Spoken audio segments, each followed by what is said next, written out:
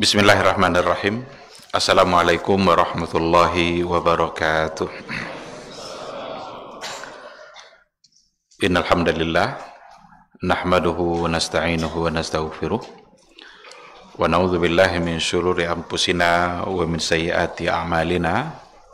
May yahdihillahu fala mudhillalah wa may yudlilhu falan tajida lahu waliyyan mursyida. Asyhadu an la ilaha illallah wahdahu la syarikalah wa asyhadu anna Muhammadan abduhu wa rasuluhu la nabiyya wa la rasula ba'da. Ikhwati fillah, ma'asyiral hadirin wal hadirat, bapak-bapak, ibu-ibu yang dimuliakan Allah, kembali kita bersyukur pada Allah Subhanahu wa taala pada maghrib yang penuh berkah ini. Alhamdulillah, hanya atas izin dan kehendak Allah Subhanahu wa taala kita bisa berada di rumahnya yang mulia ini untuk tujuan-tujuan yang mulia. Tujuan yang mulia itu diantaranya adalah belajar dan menuntut ilmu. Maka orang-orang yang menempuh jalan untuk mendapatkan ilmu, itu orang-orang yang akan didekatkan ke surganya Allah Subhanahu wa taala. Man salaka tariqan yaltamisu fihi ilman sahalallahu lahu bihi tariqan ilal jannah. Mudah-mudahan semangat ilmu yang ada di hati kita membuat kita semakin berhak untuk mendapatkan surganya Allah Subhanahu wa taala. Jangan pernah lupa untuk berselawat dan salam untuk Rasulullah sallallahu alaihi wasallam. Allahumma shalli ala Muhammad wa ala ali Muhammad. Mudah-mudahan sosok figur yang diutus oleh Allah Subhanahu wa taala untuk menyelamatkan dunia dengan sebuah risalahnya hendaknya selalu kita taati, selalu kita tauladani, selalu kita jadikan panduan dan pedoman dalam melaksanakan apapun aktivitas hidup yang kita jalani. Baik itu yang berhubungan dengan persoalan muamalah, apalagi hal-hal yang berhubungan dengan masalah ibadah. Hanya dengan berpedomankan kepada sosok itulah kita akan bisa selamat. Kalau seandainya kita coba mencari jalan lain selain daripada yang sudah beliau sampaikan, maka pasti tidak akan diterima. Tidak hanya sekedar tidak diterima saja, tetapi di akhirat akan menjadi orang-orang yang merugi. Wa may yabtaghi ghairal islami dina falan yuqbala minhu wa huwa fil akhirati minal khasirin. Mudah-mudahan di yaumul mahsyar kita bisa mendapatkan syafaat dan pertolongan dari beliau. Amin amin ya rabbal alamin. Ikhwati fillah, ma'asyiral hadirin wal hadirat rahimani Allah wa iyyakum. Kembali kita pada malam hari ini akan melanjutkan kajian usul fikih dan kaidah-kaidahnya. Tapi kita masih berada pada adillatul ahkam yang dalam hal ini adalah al-adillatul mukhtalafu fiha, dalil-dalil yang diperselisihkan oleh para ulama. Pada pertemuan yang terakhir, dalil mukhtalaf itu yang sudah kita pelajari adalah istihsan. Istihsan mencoba untuk mencari yang mana yang lebih baik, yang mana yang lebih pas, yang mana yang lebih kuat berdasarkan kepada pilihan-pilihan dalil yang ada. Itu semua sudah kita bahas. Pada malam hari ini kita akan masuk pada dalil mukhtalaf yang kedua, yaitu al-maslahah al-mursalah. Al-maslahatul mursalah, kemaslahatan yang bersifat mutlak. Nanti pembahasan al-maslahatul mursalah secara khusus itu akan berbeda nanti ketika kita bicara maslahah secara umum. Karena kalau kita bicara maslahah secara umum, bicara maslahah secara umum, ya itu masuk dalam konteks maqasidus syariah, di mana kita mencoba untuk melirik maslahah yang ada di balik hukum yang sudah ditetapkan oleh Allah. Salat apa maslahatnya, puasa apa maslahatnya, itu lebih umum. Tapi kalau kita bicara al-maslahatul mursalah, maslahah mursalah itu adalah salah satu dari 3 bagian maslahat yang dibagi oleh para ulama. Karena secara garis besar maslahah itu nanti dibagi kepada 3. Ada yang disebut dengan al-maslahatul mu'tabarah, kemaslahatan yang mu'tabar, maslahat yang diakui. Apa itu maslahat yang mu'tabar? Kemaslahatan yang sejalan dengan nusus syariah, sejalan dengan nas syariat. Maka ini harus kita terima.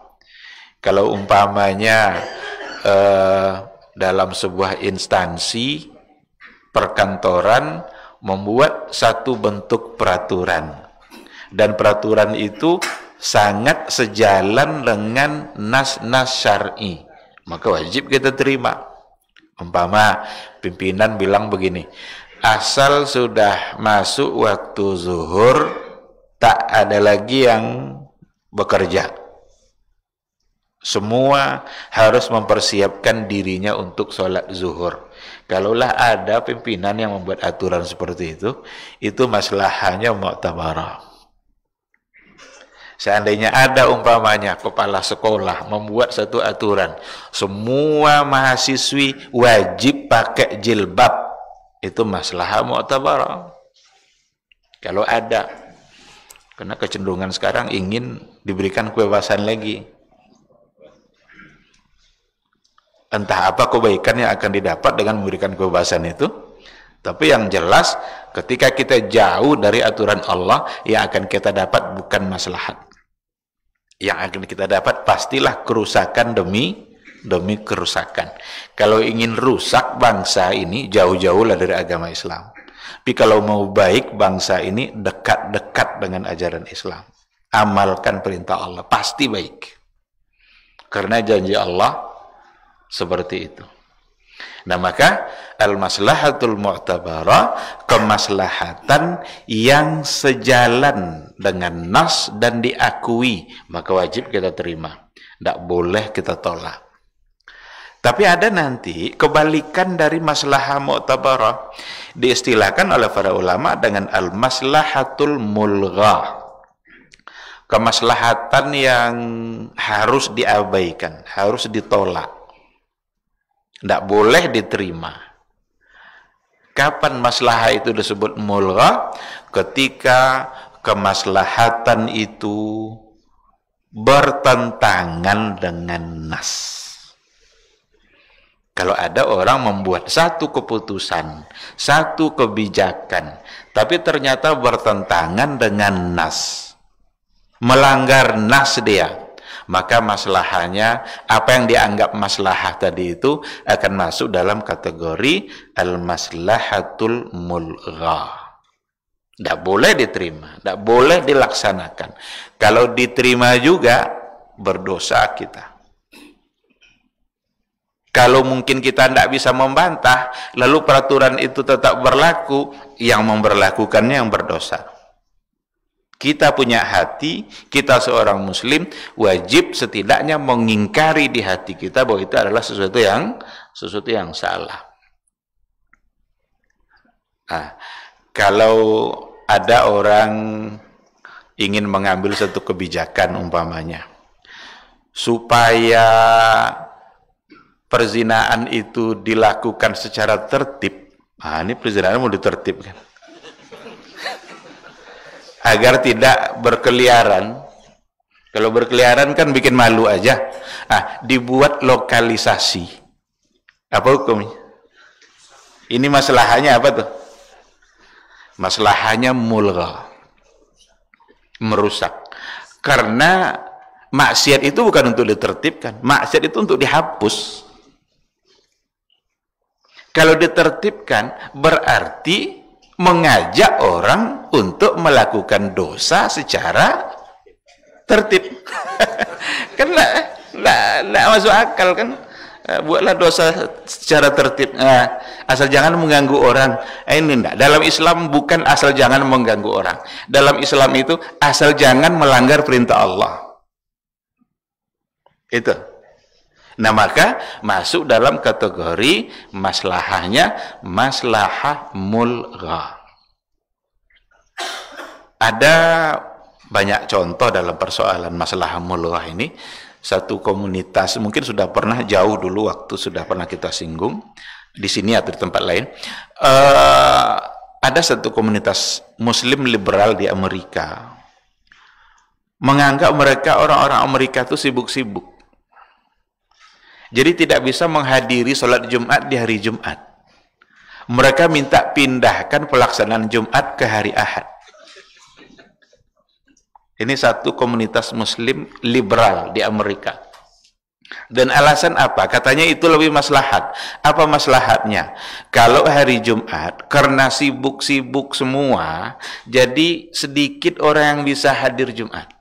Kalau dipindahkanlah pelaksanaannya ke hari Ahad, akan banyaklah yang bisa menghadirinya, dan akan semakin banyak tausiah-tausiah agama itu didengar oleh banyak orang. Kan nampaknya masalah juga adalah ada juga sedikit unsur masalahnya biar tausiah banyak didengar oleh orang, tapi ini masalahnya mulgha, harus diabaikan, harus ditolak, tidak boleh diterima. Kenapa masuk dalam kategori maslahah mulgha? Karena bertentangan dengan nas. Apa nasnya? Ya jelas ayat Al-Quran. Bahkan ada dalam Al-Quran satu surat namanya surat Al-Jumu'ah. Surat Al-Jumu'ah itu ya yang berkaitan dengan sholat Jumat. Kalau sekarang mau dipindahkan ke hari Ahad, mau kita robah jadi nama surat Ahad.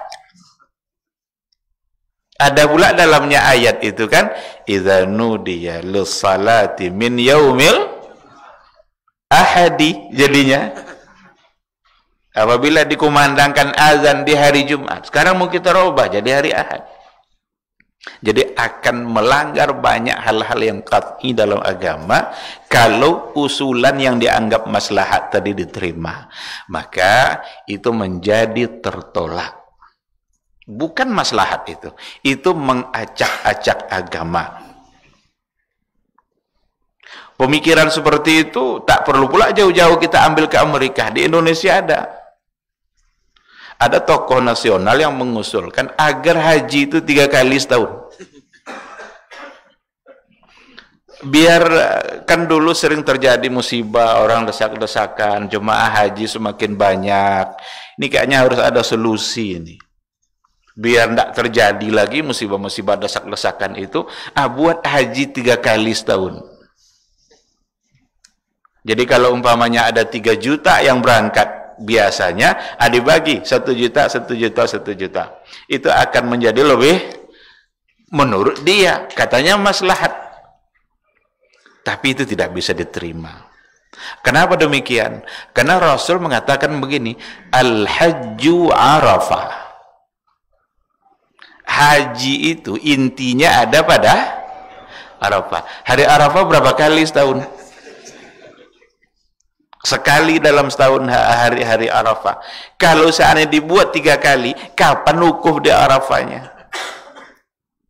Karena hari Arafah hanya 9 Zulhijjah.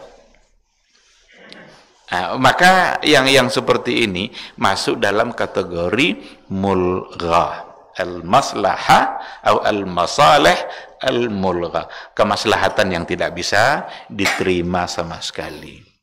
Ada orang bilang begini, ekonomi dunia ini memang akan baik kalau pakai sistem riba. Jadi katanya kalau mau baik, kalau mau bagus, membaik ekonomi kita, ikutlah teori-teori ekonomi dunia nih. Mereka bilang seperti itu. Ini juga menjadi bagian dari maslahah mulgha. Karena ikut ekonomi dunia itulah hancurnya sekarang ekonomi itu. Karena tidak lagi mengikuti teori ekonomi yang diajarkan oleh Rasul yang menyuruh kita untuk menjauhi riba. Setidaknya izinkan dulu konsep Islam itu diterapkan, tengok hasilnya. Ini ndak mau diizinkan itu masalahnya. Biarkan dulu dilaksanakan apa yang diatur oleh agama Islam tuh. Setidaknya izinkan untuk sama-sama gagal. Biar dicoba dulu apa yang ada pada Islam. Tetapi sudah alergi duluan terhadap apa yang diatur oleh agama. Yang kadang-kadang justru ketika diajak untuk melaksanakan apa yang diajarkan oleh agama, bisa-bisa menjadi sesuatu yang dicurigai. Bahkan dituduh berbagai macam hal yang tidak baik, macam-macam lah tuduhan-tuduhannya itu. Padahal Rasul itu diutus bukan hanya untuk orang Arab, tapi Rasul diutus untuk membawa sebuah risalah untuk dunia, rahmatan lil alamin. Nah, jadi ada maslahah mu'tabarah sejalan dengan nas wajib diterima, ada maslahah yang mulghah bertentangan dengan nas harus pula kita tolak. Di tengah-tengah ada nanti yang diistilahkan dengan al-maslahatul mursalah. Maslahah mursalah. Maslahah mursalah itu adalah satu bentuk kemaslahatan yang diyakini ada, tapi tidak ada dalil yang mendukung dan tidak ada pula dalil yang melarang. Nah, maka mursalah itu mutlaqah. Di antara makna mursalah mutlaqah. Al-maslahatul mursalah sama dengan al-maslahatul mutlaqah, mutlaq. Kalau dicarikan langsung ayatnya yang menyuruh, tidak ada juga. Dicarikan pula yang melarang, tidak ada juga. Jadi menyuruh tidak ada, melarang tidak ada, tapi pasti atau setidaknya mendekati kepada yakin bahwa itu adalah maslahat. Nah, inilah yang oleh sebagian ulama bisa dijadikan sebagai sumber hukum. Jadi boleh menetapkan satu hukum untuk satu permasalahan. Oh, ini boleh karena di situ ada kemaslahatannya.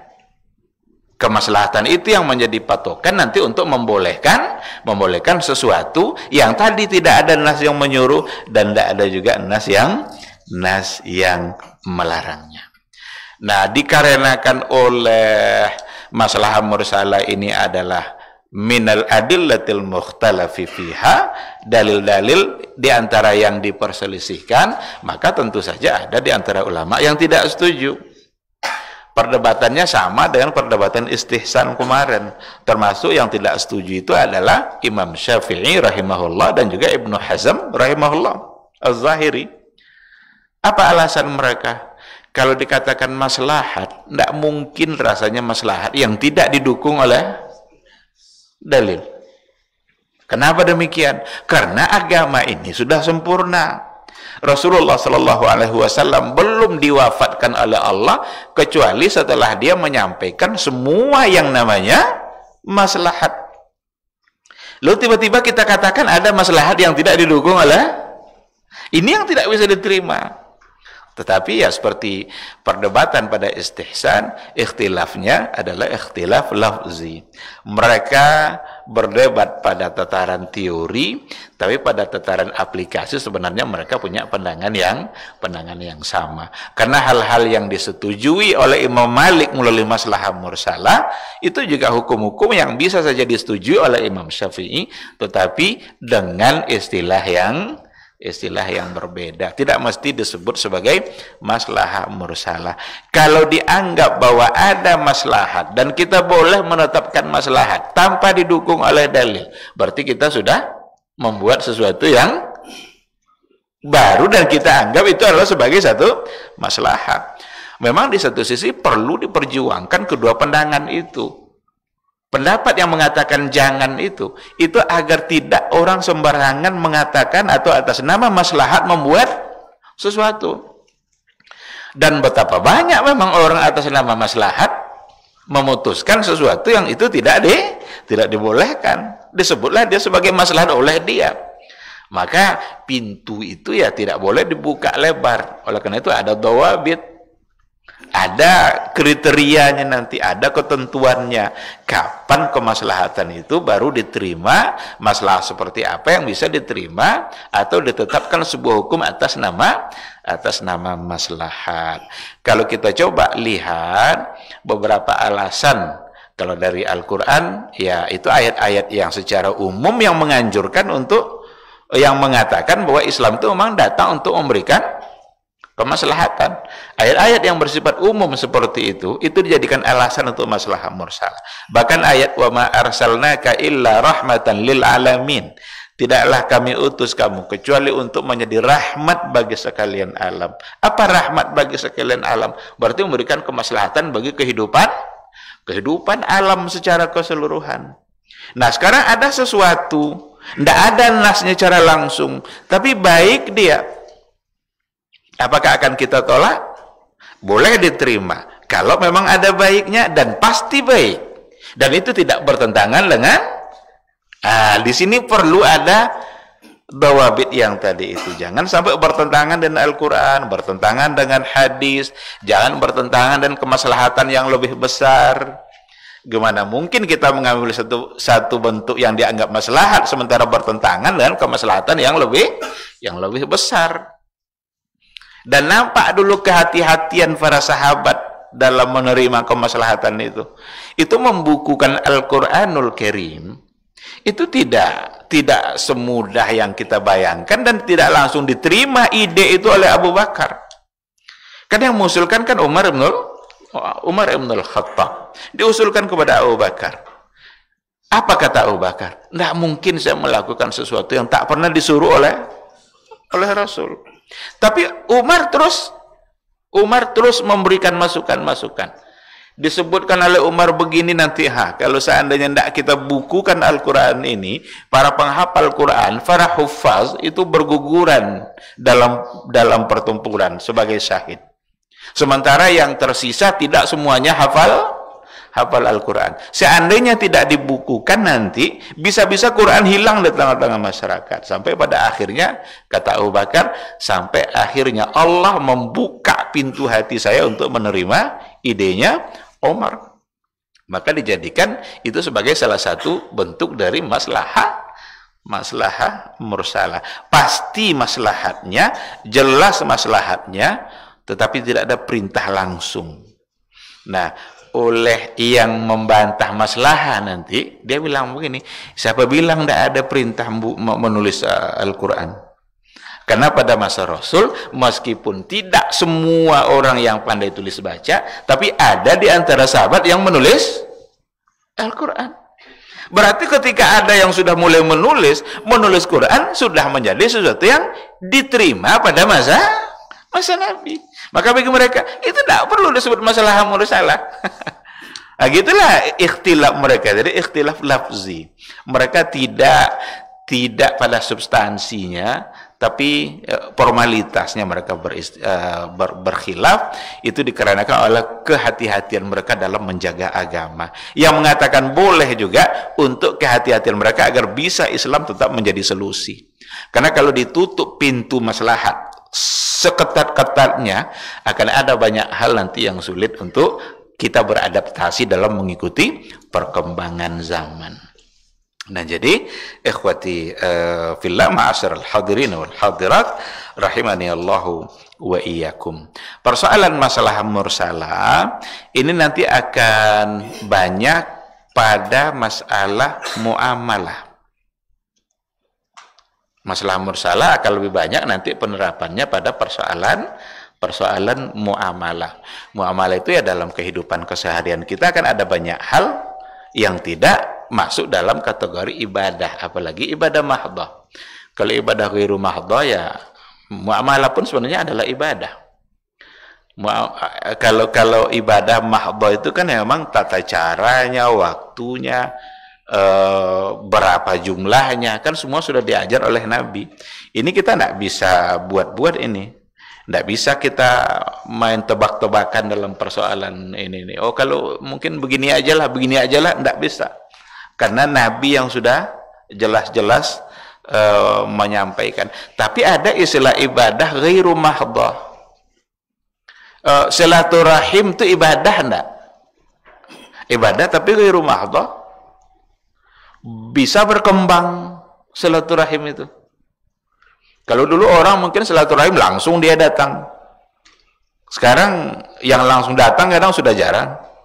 Karena sudah tergantikan oleh yang lain yang membuat dia tak perlu datang lagi. Entah yang mana yang lebih afdal, wallahu alam. Mungkin saja yang langsung datang ketemu senyum-senyum dia secara langsung mungkin lebih afdal. Tapi ketika tidak punya waktu secara langsung atau tidak punya ongkos secara langsung biaya, tapi sudah bisa tergantikan, terputuskah silaturahim? Enggak. Menuntut ilmu itu ibadah enggak tuh? Tetapi menuntut ilmu hari ini sudah berbeda caranya. Iya kan? Maka bisa berkembang. Oleh karena itu kalau kita bicara ibadah, ibadah itu kan selalu diistilahkan dengan tauqifi. Minal umuri tauqifiyah, itu sesuatu yang memang tauqifi, datang dari Rasul panduannya. Tapi kalau kita bicara masalah mursalah yang kita hubungkan sama ibadah, itu nanti cenderung pada wasailul ibadat. Itu kecenderungannya nanti pada sarana-sarana dalam melaksanakan ibadah, bukan pada membuat ibadahnya. Kalau membuat ibadahnya tidak boleh lagi. Nabi wafat ketika ibadah sudah sempurna disampaikan oleh Rasulullah. Taraktukum 'alal mahajjatil bayda lailuha kanahariha la yazighu anha illa halik. Aku tinggalkan kalian di atas al-mahajjatil bayda. Tidak ada lagi yang lebih terang dari itu. Lailuha kanahariha, malamnya aja sama dengan siang. Jangankan siang, malamnya sama dengan siang. Begitulah mahajjatul bayda itu. Enggak ada yang menyimpang dari itu illa halik, kecuali binasa. Tidak ada yang menyimpang dari jalan Rasul kecuali binasa. Hancur dia, celaka dia. Itu Nabi yang mengatakan seperti itu. Nah, maka untuk persoalan wasail, untuk masalah wasailnya bisa dimasuki oleh masalah yang tadi kita diistilahkan oleh para ulama dan maslahah mursalah. Kalau kita sa'i kan ada lari-lari. Lari-lari itu sepanjang sa'i itu atau tidak? Tidak kan? Sempatlah lari-lari itu sepanjang jalan sa'i itu kacau gitu. Panjang tuh, jauh tuh. Tapi antara dua tanda dibuatlah lampu hijau sana sini. Ada ndak lampu hijau tuh masa Nabi? Lampu hijau sebagai tanda dari sinilah lari itu. Ada pada masa Nabi? Bid'ah? Karena dia wasail, karena dia wasilah. Kalau dulu kan lembah kan? Di lembah itulah yang tempat larinya. Tapi sekarang lembahnya sudah tidak ada. Tapi dikasih tanda. Dikasih tanda di mana dulu batas, di mana hajar berlari-lari. Maka namanya sa'i. Jadi sa'i itu yang lari-lari itu hanya pada batas yang tadi itu. Itu namanya wasail al-ibadah. Oleh karena itu nanti permasalahan wasail, masalah sarana tidak masuk dalam kategori bid'ah atau tidak bid'ah. Ini kadang orang disamakan aja semuanya sama dia. Kalau haram semuanya aneh onta aja lah kalian haji. Onta itu wasail. Dulu tuh onta itu sama dengan pesawat sekarang tuh. Kuda dulu tuh itulah dulu yang ada sarananya. Karena itu yang ada pada masa itu. Maka itu tidak menjadi bagian dari sesuatu yang dianggap menyimpang bid'ah karena dia wasailul ibadah. Bukan pada substansi ibadah. Berubahkah cara ibadah haji kita kalau kita naik pesawat? Enggak kan? Tawafnya 7 putaran juga. Kalau kita buat tawaf jadi 9, nah ini baru masalah. Karena sudah menyentuh substansi dari sebuah ibadah. Nah, tapi kalau wasail yang paling banyak mungkin contohnya diambil oleh para ulama selain daripada masalah-masalah ibadah yang lain, tapi haji ini memang banyak contoh yang terkait dengan masalah mursalah itu. Nah, untuk menghindarkan terjadinya musibah saat lontar jumroh itu oleh para ulama bukan buat haji 3 kali setahun, tetapi tempat lontar jumroh itu yang dibangun bertingkat, diperbanyak. Sehingga kalau dulu orang hanya lontar jumroh di lantai dasar saja, lantai tanah saja, sekarang enggak. Ada lantai 2, mungkin ada lantai 3 mungkin. Dan akan berapa lantai nanti itu yang akan dibangun. Itu wasail. Lontar jumrohnya tetap aja. Nah, supaya batu itu masuk ke dalam lingkaran, kalau kita melontar di lantai 2-nya, yang kita lontar bukan lagi tiang jamarat yang dulu dilontar oleh Nabi, tapi dibuatkan temboknya. Tembok itulah yang dilontar, nanti batu jatuh ke. Salahkah itu? Tidak salah, karena itu juga wasail. Kenapa dikatakan tidak salah? Karena melontar itu tidaklah disyaratkan kena tiang, tapi yang disyaratkan adalah masuknya batu ke dalam lingkaran. Itu yang disyaratkan. Kalau kita lontar gini, terlalu kencang lontarnya, kena tiang itu, mantul dia tapi di luar lingkaran, tidak sah itu. Tapi kalau seandainya kita lontar gini, kurang kuat lontarnya, kena kepala orang, dari kepala masuk dalam lingkaran, sah. Karena batu masuk. Nah, oleh karena itu, kalaupun di lantai 2 dia kenalah yang tembok yang dibangun tadi itu, tapi masuk dalam lingkaran, itu lontaran sudah dihukumkan sah. Maka itu wasail. Apa dasarnya? Al-maslahatul mursalah. Kenapa disebut masalah mursalah? Tidak ada dalil yang nyuruh. Tidak ada Nabi bilang nanti kalau sudah banyak jemaah haji, bangun tempat lontar dua lantai. Tidak ada. Tapi tidak juga ada yang melarang. Tidak boleh ada Nabi bilang jangan coba-coba bangun tempat lontar jumroh 2 tingkat. Tidak ada Nabi bilang seperti itu. Sehingga dia disebut sebagai maslahah mursalah. Bahkan yang lebih agak sulit untuk diterima itu ada istilah mina jadid. Ada istilah mina jadid. Mina jadid itu sudah di bagian pinggir Mina itu, dan itu masuk pada Muzdalifah. Cuma karena jemaah sudah begitu banyak, kebutuhan keberadaan di Mina itu memang sudah membeludak, sudah dipikirkan berbagai macam cara. Tapi salah satu dari yang diistihadkan oleh para ulama adalah menambah tenda, perkemahan itu ditambah, tapi terpaksa mengambil sedikit bagian dari Muzdalifah. Disebutlah sebagai Mina jadid. Ya, banyak itu orang Indonesia kadang nanya kan, sah enggak nih Pak Ustadz, katanya kami mabit kami di sini katanya. Padahal ini adalah bagian dari Muzdalifah. Ketika sudah diistiharkan oleh para ulama, kita berhak untuk memakai apa yang diistihadkan oleh para ulama itu. Dan mereka beristihad bukan asal-asalan. Itu bukan hanya ulama Saudi yang memutuskan, tapi berkumpul ulama-ulama yang mereka undang, di mana mereka pantas untuk memberikan pandangan-pandangannya di dalam beragama. Mereka-mereka yang alim, mereka-mereka yang memang menguasai aliyatul istihad, mekanisme dalam beristihad mereka paham, sehingga pendapat mereka diminta. Ikhwati fillah, jadi kalau kita bicara dalam masalah ibadah, itu akan banyak nanti pada persoalan yang sifatnya wasail.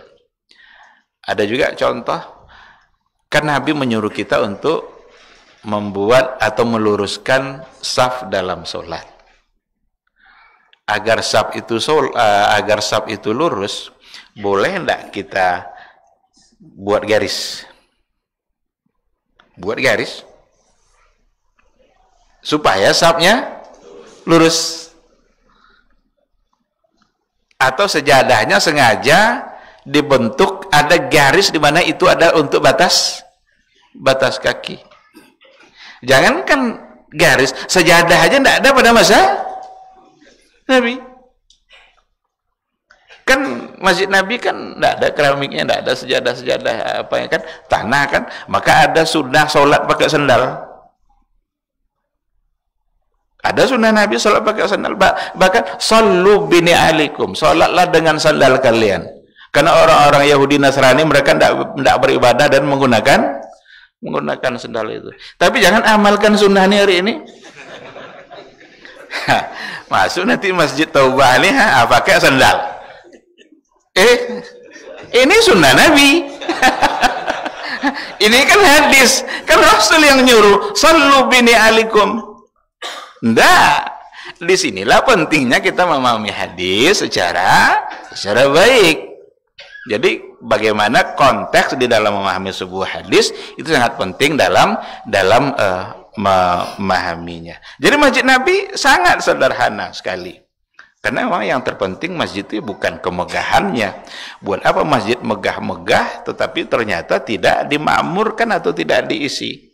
Tapi masjidnya sangat sederhana. Sangat sederhana sekali. Bahkan juga diriwayatkan Nabi kadang selesai sholat dia usap mukanya untuk menghapus pasir-pasir yang ada. Jadi dijadikan pula sunnah bahwa selesai sholat harus mengusap wajah. Jadi perlu dipahami secara baik. Maka ambil cara untuk meluruskan saf. Insya Allah tidak menjadi satu kesalahan. Tapi ketika tidak memerlukan itu dan saf bisa lurus, buat apa? Berarti tidak diperlukan. Maka apa yang diperlukan sebagai wasail tidak menjadi sesuatu yang terlarang. Tapi kalau menyentuh substansi dari sebuah ibadah, itu akan menjadi masalah nanti dalam ibadah kita. Baik, karena waktu Isya sudah masuk, kita akan jawab dulu suara azan.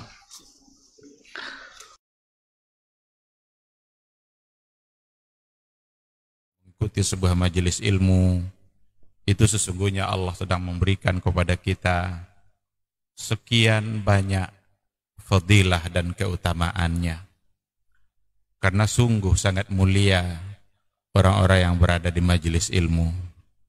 Orang-orang yang berada di majelis ilmu adalah orang-orang yang akan dimudahkan baginya jalan menuju surga Allah.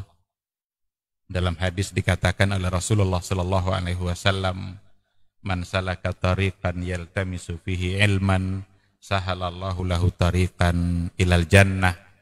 Barang siapa yang menempuh satu jalan di mana tujuannya adalah untuk mendapatkan ilmu, maka Allah akan mudahkan baginya jalan menuju surga. Surga itu perlu iman, dan mendapatkan surga itu perlu ilmu.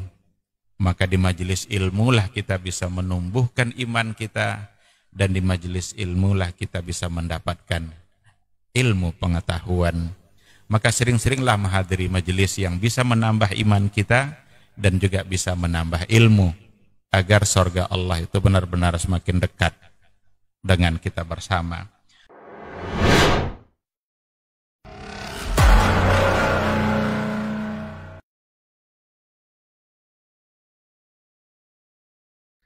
Majtama'a qaumun fi baitin min buyutillah yatluna kitaballah wa yatadarasunahu fima bainahum illa nazalat alaihimus sakinah wa ghasyiyatuhumur rahmah wa haffat bihimul malaikah wa dzakarahumullahu fiman indah.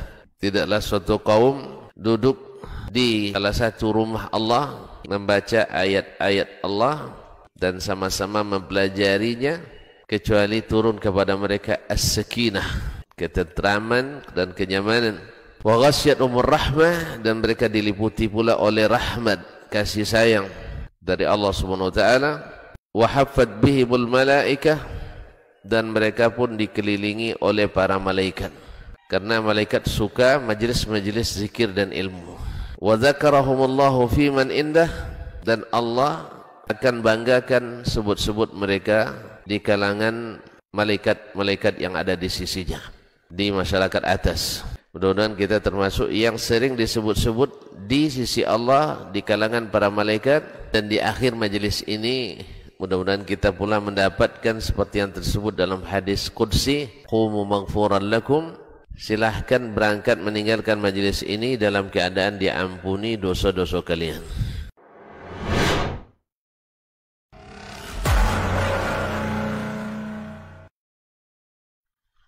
Orang yang keluar dari rumahnya menuju rumah Allah untuk menuntut ilmu syar'i, maka sungguh dia sedang berjalan di jalan ilmu, dan itu akan memudahkannya untuk menuju surga Allah Subhanahu wa taala. Man salaka tariqan yatlubu fihi ilman salaqallahu bihi tariqan min turuqil jannah. Barang siapa yang menempuh sebuah jalan yang ditempuhnya adalah jalan menuntut ilmu, maka Allah akan mudahkan jalannya untuk menuju surga Allah Subhanahu wa taala.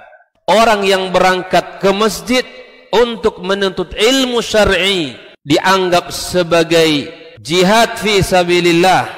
Nabi alaihi salatu wassalam bersabda, "Man dakhala masjidana hadza", barang siapa yang memasuki masjid kami ini, yakni Masjid Nabawi, liyata'allama khairan, untuk belajar atau mempelajari kebaikan, au yu'allimuhu, atau dia mengajarkan kebaikan, kal mujahidi fi sabilillah, adalah seperti orang yang berjihad di jalan Allah. Mudah-mudahan kehadiran kita di rumah Allah yang mulia ini, tujuan kita hanya satu, untuk mencari ridha Allah tabaraka wa taala. Mudah-mudahan ilmu yang kita pelajari, ilmu yang memberikan keberkahan, yang menerangkan jalan kita dan senantiasa menjaga kita di jalan Allah Subhanahu wa taala.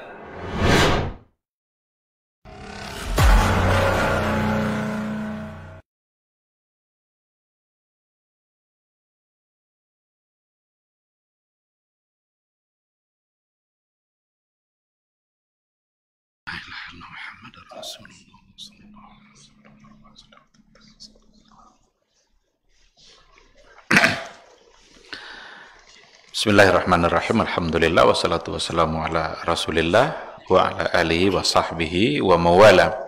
Ikhwati fillah, ma'asyiral hadirin wal hadirat, rahimani Allahu wa iyyakum. Kita sambung sedikit sebelum kita bertanya jawab. Tadi kita katakan bahwa jika masalah mursalah itu dibahas dalam persoalan ibadah, itu kecenderungannya ada pada wasail al-ibadat. Tetapi di dalam masalah muamalah kita akan menemukan sesuatu yang barangkali ya lebih real kepada substansinya. Baik itu dalam masalah hukum keluarga atau dalam masalah transaksi keuangan. Boleh tidak kita bertransaksi memberikan garansi? Umpamanya kita belanja lalu ada garansinya. Garansi namanya, yang umpamanya dijaminnya dalam waktu sekian umpamanya 1 tahun atau 3 bulan. Itu kan salah satu dari bentuk muamalah yang terjadi pada masa kita untuk meyakinkan pembeli, dan memang itu tandanya dia bertanggung jawab. Karena kalau seandainya terjadi sesuatu, maka dia bertanggung jawab terhadap apa yang dijual. Nah, kalau dalam masalah hukum keluarga, ada satu buku yang ditulis oleh Kutub Mustafa Sanu, Profesor Kutub Mustafa Sanu. Dia guru besar di Malaysia, Universitas Islam Internasional Malaysia. Dia menulis sebuah buku, judulnya itu Al-Masalih Al-Mursalah. Itu judul bukunya, tapi tipis. Salah satu yang dia masukkan ke dalam contoh masalah mursalah di bukunya itu dalam hukum keluarga. Di antaranya adalah pencatatan pernikahan. Jadi administrasi pernikahan itu itu beliau masukkan ke dalam contoh maslahah mursalah. Maslahah, tapi pada masa Nabi tidak ada pencatatan kan? Tidak ada Khalid bin Walid nikah perlu dicatat oleh KUA, perlu pas foto 3x4. Tidak ada. Tetapi di zaman kita sekarang ini menjadi sesuatu yang sangat berarti pencatatan nikah. Ada kemaslahatan yang akan terabaikan nanti kalau nikahnya tidak dicatat. Tapi seandainya terjadi pernikahan yang tidak dicatat, ketika syarat rukunnya lengkap, sah tidak nikahnya? Secara hukum sah. Tidak ada yang bisa mengatakan itu tidak sah itu. Tetapi dia akan terjebak kepada hal-hal yang nanti bermasalah dalam kehidupan dia. Kalau umpamanya terjadi masalah suami istri, mengadu dia ke pengadilan, tidak akan mendapatkan pelayanan. Kenapa demikian? Karena dia secara hukum negara, dia belum sebagai suami istri, tidak ada buktinya. Kalau nanti anaknya lahir, dia perlu akta kelahiran. Kalau masuk TK sekarang harus ada akta kelahiran anak. Iya, anak bapak ini katanya, mana buktinya? Jangan-jangan anak orang, jangan-jangan anak angkat. Banyak orang anak angkatnya dinisbatkan namanya ke dia oleh dia. Padahal tidak boleh kan? Karena tidak ada lagi hukum anak angkat itu. Nisbatkan dia harus ke ayahnya. Ud'uhum li abaihim. Panggil mereka, nisbatkan kepada bapak-bapaknya. Dulu Zaid bin Harisah itu disebut sebagai Zaid bin Muhammad karena itu anak angkatnya Rasul. Turun ayat larangan untuk tabanni itu, angkat anak itu nggak boleh lagi. Sehingga dia menjadi Zaid bin Harisah, bukan Zaid bin Muhammad. Bahkan sebagai bukti bahwa dia benar-benar bukan dari anaknya, diminta Nabi untuk menikahi mantan istri Zaid bin Harisah. Nah, tapi kalau anak kandung, boleh tidak ayahnya nikah sama istri anak kandungnya? Tidak boleh kan? Nah, begitu. Nah, jadi nanti akan ada kesulitan-kesulitan yang dia hadapi di belakang hari. Disinilah kemaslahatan dia akan terabaikan. Sehingga diperlukan adanya pencatatan untuk mendapatkan kebaikan-kebaikan tadi. Dimasukkannya lah ke dalam al-maslahatul mursalah. Dalilnya adalah maslahah mursalah. Berarti kalau seandainya dilakukan pencatatan pernikahan dan alasan maslahah mursalah, berarti dia mengambil jalan yang tepat, yang sesuai dengan yang dianjurkan oleh agama. Jangan pula ini kan tidak ada nih dalam Quran, tidak ada dalam hadis. Untuk nikah memang tidak ada, tapi pencatatan hutang kan ada. Untuk hutang kan ada, diminta catat kan, agar tidak terjadi masalah. Kenapa disuruh mencatat hutang? Karena begitu mudah masalah terjadi disebabkan oleh harta. Yang paling mudah menyebabkan terjadi ketegangan dalam kehidupan kita itu harta. Jangankan kita dengan orang lain, sesama saudara kandung saja bisa berkelahi gara-gara harta. Itulah sebabnya masalah harta itu Allah langsung atur. Disebutkan langsung dalam Al-Quran supaya tidak terjadi masalah.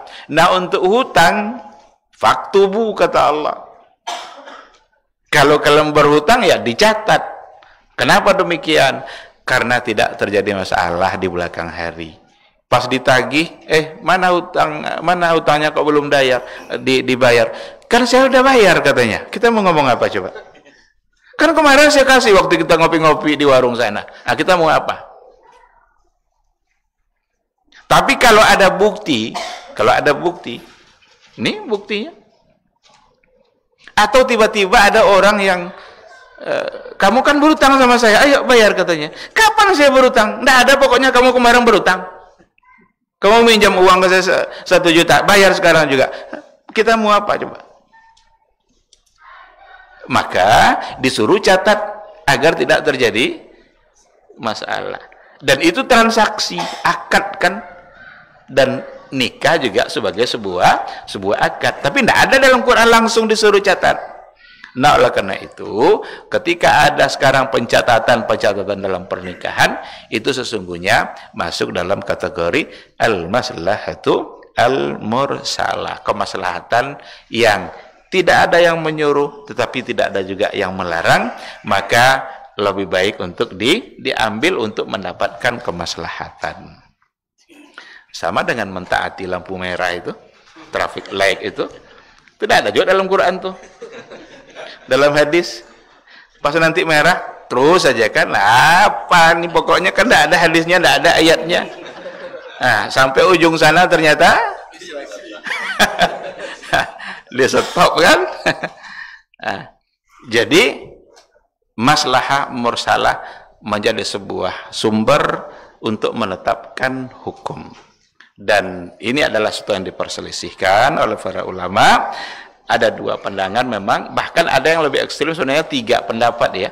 Karena ada yang dinisbatkan kepada Imam Najmuddin At-Tufi yang memandang masalah ini malah lebih, kalau bertentangan lah antara masalah dengan nas, orang menganggap bahwa Najmuddin Tufi ini lebih mengedepankan masalah daripada nas. Tapi itu tentu saja tidak bisa diterima. Karena bagaimanapun nas tetap harus lebih dikedepankan daripada maslahat. Ada sebenarnya pembahasan lain terkait dengan tingkatan-tingkatan kemaslahatan, tapi saya kira bisa dibaca biar kita bisa bertanya jawab ya. Karena kalau tidak nanti menghabiskan waktu lagi dan baru bertanya jawab mungkin akan membuat lebih nanti banyak yang marah rupanya kalau seandainya lama-lama selesainya. Jadi sekarang saya cukupkan saja terkait dengan tingkatan tadi itu. Ada yang daruriyat, ada yang hajiyat, ada yang tahsiniyat. Nah, itu nanti bisa dibaca pada buku kita. Seandainya ada yang mau dipertanyakan terkait dengan yang kita bahas pada malam hari ini, atau barangkali yang di luar itu, dipersilahkan. Silakan. Apakah hukum membuat tongkat sutra di masjid, apakah ini masuk al-muslahah Mursalah. Al-mursalah? Berarti persoalannya yang pertama ada masalah sutra. Ada dalam persoalan sutra. Yang kedua membuat sesuatu yang dijadikan. Nah, berarti ada dua permasalahan. Untuk masalah sutrahnya itu bukan sesuatu yang itu tidak ada panduannya dari Nabi. Bahkan Rasul yang mengajarkan untuk sholat menghadap ke sutra. Jadi antara dia dengan sutra itulah batas di mana nanti dia akan sujud. Untuk memberikan kebebasan orang lewat di hadapannya, karena kata Rasul juga, kalau seandainya ada orang yang lewat di hadapan yang sedang sholat, fal yudafi'hu wa in aba fal yuqatilhu. Jadi halangi dia. Kalau ingin lewat juga dia fal yuqatilhu. Yuqatil itu kan lebih dahsyat lagi, itu perangi dia kan, bahkan bunuh dia kan. Fa inna ma huwa syaitan. Karena dia adalah syaitan. Tapi pahami baik-baik hadis ini. Jangan nanti ada orang lewat tidak mau dilarang, selesai sholat, assalamualaikum syaitan. Karena dia fa inna ma huwa syaitan. Maksudnya oleh Nabi, dia itu berarti melakukan sesuatu yang suka dilakukan oleh syaitan. Karena syaitan itu biasa mondar-mandir untuk mengganggu orang sholat. Bahkan Nabi pun diganggunya. Nabi biasa kalau sholat kadang ditancapkannya pedangnya sebagai sutra. Maka yang dianjurkan punya sutra adalah imam. Makmum tidak. Karena sutranya makmum adalah sutranya imam. Sehingga kalau seandainya sholat kita batal lalu kita keluar harus melewati makmum, tidak usah ragu. Karena lewat depan makmum tidak apa-apa. Kalau dia sedang berjamaah dengan imamnya, lewat depan imamnya yang dilarang. Jadi kalau batal wudhu kita ya keluar aja, meskipun kita nanti melewati banyak orang itu tidak salah. Tapi kalau dia sendiri, ada sunnah untuk dilakukan. Wajibkah? Tidak sampai ke tingkat wajib. Tapi Nabi menyuruh. Karena ada satu riwayat yang juga dikatakan Nabi pernah sholat di Mina, tetapi dia tidak menghadap ke sutra. Di sebuah tempat, di sebuah lapangan, tapi tidak menghadap. Ada di antara riwayat yang punya seperti itu. Oleh karena itu para ulama mengatakan tidak sampai ke tingkat wajib dalam masalah sutra. Tapi jangan andalkan nanti tidak sampai ke tingkat wajib itu untuk ditinggalkan. Nah, ini banyak orang kan tidak wajib. Lalu tidak wajib itu jadi alasan untuk ditinggalkan. Enggak. Yang dikedepankan adalah yang jelas Nabi melakukan dan Nabi menganjurkan untuk melakukan itu. Perkara tidak sampai ke tingkat wajib itu tidak menjadi masalah kita. Kita hanya bersemangat untuk mengamalkan apa yang dianjurkan oleh Rasulullah sallallahu alaihi wasallam. Lalu kalau kita sholat, bagaimana cara kita mengambil sutra? Ada dinding, ada tiang yang barangkali di tengah-tengah masjid, atau ada rak-rak mushaf yang mungkin ada berjajar. Pokoknya sesuatu yang bisa dijadikan sutra. Dan sutra itu adalah asya musakhasah, sesuatu yang timbul dan nampak. Orang tahu kalau itu kita jadikan batas. Maka ujung sejadah tidak bisa dianggap sutra. Kita gelar sejadah kita. Kan ada ujungnya tuh. Kan inilah sutra saya. Enggak. Jadi asya musakhasah. Nampak ada sesuatu. Kita tegakkan sedikit atau nampak ada itu sebagai tanda. Nah, lalu bagaimana dengan kalau kita sengaja buatkan tonggak-tonggak sutra-sutra atau seperti apa umpamanya kan? Seperti ini. Bisa jadi itu sebagai wasilah, tapi Nabi tidak pula pernah mau menyuruh untuk membuat secara khusus, buatlah sutra-sutra di masjid kalian. Enggak. Karena kalau sutra apa yang bisa. Bahkan ada yang dibahas oleh para ulama, boleh tidak dijadikan sutra punggung orang. Orang sedang baca Quran ya, awak sholat belakangnya. Dijadikan itu. Kalau memang itu sebagai apa, tidak ada yang lain. Kalau ada yang lain, bagus yang lain. Ada dinding di sini, ada tiang. Ini. Karena kalau nanti pas kita berallahu akbar tegak dia. Pergi dia kan? Karena urusannya sudah selesai. Atau mungkin dia berdoa mungkin sebelum keluar masjid, kita baru takbir, dia selesai berdoa keluar dia kan. Maka kalau ada umpamanya selain itu, jangan jadikan itu. Tapi kalau enggak, maka boleh untuk dijadikan sebagai tanda. Nah, oleh karena itu membuatkan secara khusus ya barangkali tidak mesti pula kita takalluf dalam masalah ini. Takalluf itu artinya apa istilah takalluf itu? Memasuk-masuk untuk memperberat diri sehingga harus dibuatkan enggak. Tapi kalau ada sesuatu yang barangkali ingin dijadikan itu bisa sebagai wasilah sebenarnya untuk melaksanakan apa yang dianjurkan oleh Nabi. Karena dengan cara itu kita bisa melaksanakan salah satu dari yang disunnahkan oleh Rasulullah sallallahu alaihi wasallam. Sekira seperti itu, wallahu subhanahu wa taala a'lam. Silakan.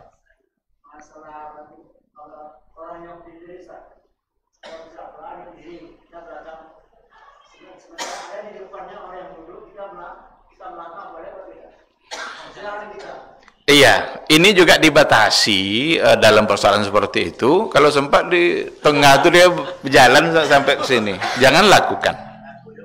Jangan dilakukan seperti itu. Tapi kalau umpamanya dia akan selangkah dua langkah untuk mendapatkan sutra, insya Allah tidak masalah. Dikarenakan oleh sholatnya akan tetap sempurna dan sah ketika nanti dia tidak melangkah untuk mengambil sesuatu untuk dijadikan sutra. Tapi ketika dekat jaraknya selangkah dua langkah ya insya Allah tidak mengapa. Wallahu subhanahu wa ta'ala a'lam. Ada lagi? Silakan.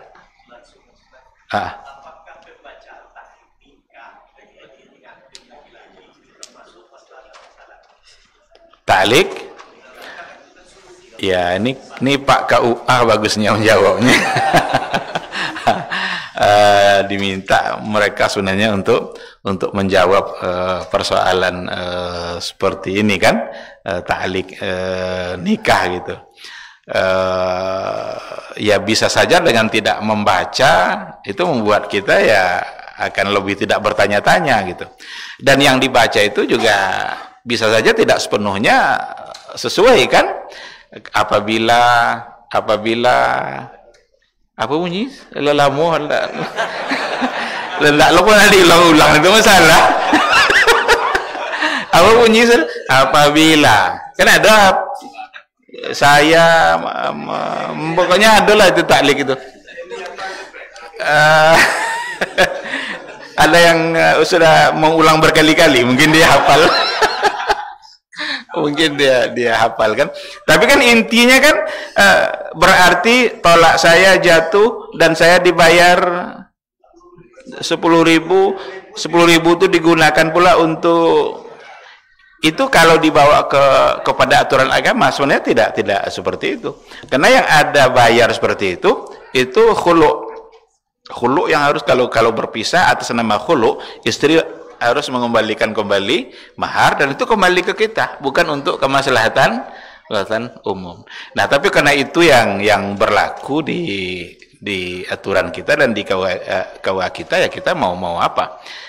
Tentu saja kita ikuti apa yang dia perintahkan. Kecuali kalau mau dia Pak KUA, untuk saya tidak baca itu, insya Allah saya akan taat saja. Insya Allah saya akan coba jaga diri saya tanpa ada ta'liq itu. Kalau bisa seperti itu ya enggak usah jadi baca. Wallahu subhanahu wa ta'ala a'lam. Silakan. Masalah apa Ustaz? Pemindahan kuburan lebih ke kepentingan umum, termasuk musalah, Ustaz. Pemindahan kuburan. Iya. Dijadikan untuk mungkin rumah sakit atau jalan. Iya. Hukumnya boleh, bahkan harus. Ya, apalagi mau dibangun masjid atau musola. Jadi kalau ingin dibangun satu masjid dan ternyata bagian dari tanah yang akan dibangun itu ada kuburan, maka diminta untuk memindahkan kuburan itu supaya tidak ada kuburan di dalam masjid, diminta untuk dikuburkan. Maka memindahkan itu tidak masalah. Atau jalan umpamanya, ini akan menjadi jalan umum, ada 1 atau 2 mungkin yang kena oleh badan jalan tadi, maka diminta untuk dipindahkan, insya Allah itu dibolehkan, bahkan malah dianjurkan. Wallahu subhanahu wa ta'ala alam. Asal jam?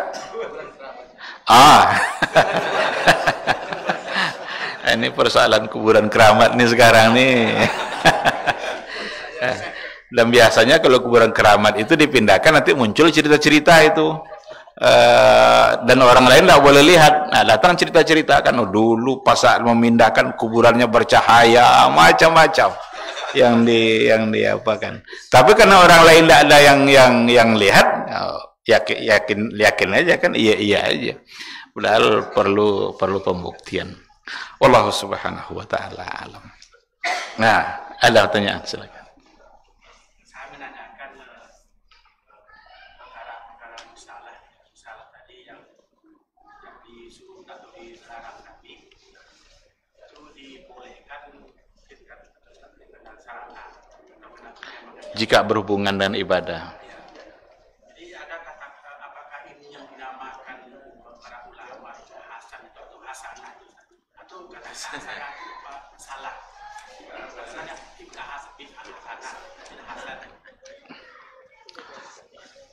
kalau umpamanya berhubungan dengan wasilah ibadah, itu tidak disebut sebagai bid'ah hasanah, bahkan dia tidak bid'ah, karena memang itu adalah wasail yang mendukung untuk pelaksanaan sebuah ibadah. Nah, hubungannya nanti dengan persoalan bid'ah itu adalah ketika kita memasukkan sesuatu sebagai ketentuan agama. Dan ini dalam masalah ibadah tentu saja kan, kita jadikan dia sebagai ketentuan agama, bahwa agama yang mengharuskan begini, padahal tidak ditemukan alasan-alasan yang mendukung untuk itu. Di sini kita harus berhati-hati. Kan dulu sudah panjang kita bicara, panjang lebar kita bicara ini kan, kapan sesuatu disebut sebagai bid'ah, kan mentahsis berbagai hal dalam persoalan kehidupan. Mentahsiskan waktu, mentahsiskan tempat, mentahsiskan sifat, mentahsiskan cara, bahkan mentahsiskan warna. Padahal tidak datang dari Nabi ketentuan itu. Menjadikan ketentuan dalam ibadah bagian-bagian yang tadi itu kita perlu ada penguatan dalil. Kalau kita katakan berkorban harus kambing hitam, itu kan berarti kita jadikan ketentuan agama. Jadi agama menyuruh bahwa korban itu warnanya hitam umpamanya. Itu kita salah. Kecuali ada dalilnya. Di situ perlu ada dalil. Atau cara kenapa kita umpamanya salam itu ke kanan dulu, lalu ke kiri. Karena memang itu cara yang diajarkan Nabi. Tapi kalau kita salam angguk-angguk ke dia, salam angguk-angguk, assalamualaikum. Berarti kita buat cara. Maka cara salamnya orang Syiah menjadi tidak diterima. Karena orang Syiah menyelesaikan sholatnya dengan tepuk paha 3 kali. Tepuknya paha 3 kali. Ternyata itu laknat untuk Abu Bakar, Umar, dan Utsman. Yang 3 tadi itu. Tepuk pertama laknat untuk Abu Bakar, tepuk kedua laknat untuk Umar, tepuk ketiga laknat untuk Utsman bin Affan. Karena yang mereka akui hanyalah Ali bin Abi Thalib. Akan tertolak karena dia sudah membuat cara. Jadi ada cara-cara yang kita jadikan ketentuan dalam beragama, kita anggap itu yang disyariatkan, maka akan menjadi salah. Dan di situ tidak ada hasanahnya itu. Kalau yang berkaitan seperti tadi itu tidak ada yang hasanahnya itu. Semuanya adalah sayyi'ah. Karena Nabi yang mengatakan kullu bid'atin dalalah.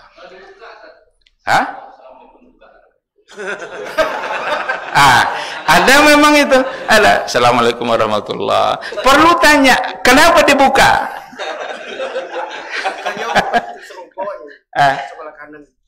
Kalau ki bukan rokok.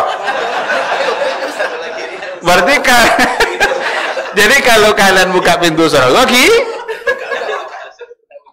tidak buka arah kanan aja ya. Berarti ini sudah menentukan satu cara. Kalau dia bilang ini Nabi yang nyuruh, ini bahaya. Berarti harus ada alasannya, harus ada dalilnya. Mana riwayatnya? Kita beragama ini kan yang diinginkan Allah dan Rasulnya kan, bukan yang diinginkan oleh kita. Kalaulah beribadah itu apa yang kita inginkan, mungkin tak perlu Nabi diutus. Kita aja buat apa yang kita suka kan. Nabi diutus itu agar kita punya panduan dalam beribadah. Maka kata Rasul, jika yang saya sampaikan itu adalah persoalan agama, ambil, khudhu, pegang itu baik-baik. Tapi kalau yang saya sampaikan ada hal-hal yang berkaitan dengan dunia, kata Nabi, antum a'lamu bi umuri dunyakum. Kalian lebih paham dengan urusan dunia. Tapi masalah agama, ambil dari saya. Itulah jalan yang selamat. Wallahu subhanahu wa ta'ala a'lam. Baik, masih ada, silakan. Masalah apa Ustaz? Di kantor-kantor kan banyak itu, kan tidak ada masjid dan musola. Sementara kadang-kadang ada kawan yang mengatakan sholat berjamaah itu di masjid, bukan di musola. Jadi gimana hukumnya itu? Di masjid sebagai berjamaah itu jelas, betul. Tetapi ada istilah lain selain daripada masjid yang dimaksudkan itu. Maka masjid itu ada yang masjid yang sifatnya jami', yang di situ ada sholat Jumat. Tapi ada nanti istilah masjid saja yang tidak disebut sebagai jami', di mana dia tidak ada sholat Jumat. Pada masa Nabi tidak ada istilah musola. Tidak disebut istilah musola. Bahkan musola yang ada di hadis Nabi itu artinya lapangan. Lapangan kan? Sholat Idul Fitri di musola itu lapangan maksudnya. Kita sekarang kita gunakan istilah musola itu adalah untuk tempat sholat berjamaah yang di situ tidak ada masjid. Maka di samping-samping Masjid Nabawi itu ada Masjid Abu Bakar, ada masjid itu kecil-kecil itu, tidak ada Jumatnya, tapi ada orang sholat di situ. Ada orang yang mengerjakan sholat berjamaah, tetapi tidak ada Jumatnya. Nah, oleh karena itu sekarang karena istilah musola itu adalah seperti yang masjid yang tidak ada Jumat yang pada masa Nabi dulu, maka insya Allah di situ boleh digunakan untuk kita berjamaah jika memang ada orangnya. Bahkan ada pertanyaan, apakah di musola ada tahiyat musola? Ya, ada tahiyat masjid. Sekarang ada musola, ada enggak tahiyatnya? Itu dibahas oleh para ulama, menandakan bahwa memang ada sholat di situ kan. Maka seandainya memang di musola itu ada jadwal sholat tertib dan diazankan di setiap 5 waktu, ada jemaahnya, boleh mengerjakannya. Tapi kalau tempat yang tidak seperti itu, maka tidak ada tahiyatnya. Umpama di kantor ada ruangan yang sholat di situ cuma zuhur saja, atau mungkin zuhur tambah asar, nanti separuh orang zuhur tadi karena sebagian sudah pulang, tapi maghrib tidak ada, isya tidak ada, subuh tidak ada, berarti tidak ada tahiyatnya karena tidak fokus memang untuk sholat 5 waktu. Atau ada ruangan di bandara umpamanya, orang kapan mampir sholat di situ, tapi tidak ada diatur memang jadwal sholat azannya itu tidak tertib, itu juga tidak ada tahiyatnya. Tapi ketika ada masjid di bandara yang memang untuk masjid, bahkan ada Jumatnya juga di situ, bisa ada tahiyatnya itu. Nah, maka musola yang memang sudah dikhususkan untuk sholat yang 5 waktu dan tertib azan pelaksanaan sholatnya itu, maka dibolehkan untuk mengerjakan tahiyatul masjid. Karena musola itu artinya tempat sholat, masjid artinya tempat sujud. Masjid tempat sujud, musola tempat sholat. Ya berarti sama, karena sholat itu adalah sujud. Sujud kepada Allah Subhanahu wa ta'ala. Jadi sekira seperti itu. Wallahu Subhanahu wa ta'ala a'lam. Masih ada? Posisi kita dalam mushaf itu kan, kita dalam mushaf tersebut kata dohor. Kita dalam masjid Jumat, mana lebih afdal kita mengenal dikuasarkan di awal atau di akhiran kita waktu sholatnya? Kalau umpamanya ini biasa kebiasaan, kalau zuhur sama asar orang pasti berhenti untuk makan. Cuma kadang tidak sholat dipikirannya makan, dipikirannya. Kalau memang sudah berhenti untuk makan, ya jangan diundur sholatnya. Berarti sekalian untuk zuhur plus asar sebagai jamak takdim. Tapi ketika dia terus memang dan tidak berhenti, ya usahakan untuk harus berhenti nanti di waktu asar. Tapi pertama kita akan menyiksa diri kita sendiri dengan tidak makan, kedua kita menyiksa ruh kita dengan mengakhirkan sholat. Tapi yang jelas kalau mentakhir itu dibolehkan. Maka dalam hadis dikatakan juga Rasulullah Shallallahu Alaihi Wasallam, jika dia memulai safarnya setelah masuk waktu, dia akan jamak takdim. Tapi kalau dia memulai safarnya sebelum masuk waktu, mulai dia berjalan, berarti dia akan jamak takhir. Nah, jamak takdim, jamak takhir itu dua hal yang dibolehkan oleh agama. Tapi kalau kita bisa takdim, maka dengan takdim itu tentu akan lebih baik. Karena itu lebih bersegera untuk mengerjakan perintah Allah. Wallahu Subhanahu wa ta'ala a'lam.